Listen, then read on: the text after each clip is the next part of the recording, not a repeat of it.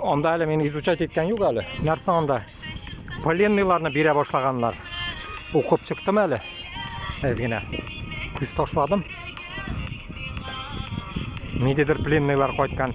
Турциядан Россияға, еще қойдандыр. Это что за такое помилование происходит? Путин долбоёб шығарған онда неше кішенедір. Она біздің үй, онда. Көрініп тұра. 5 этажы. Ауыл қайым. Қазір енді менің бұл яңа ауылым енді. Нешесі енді.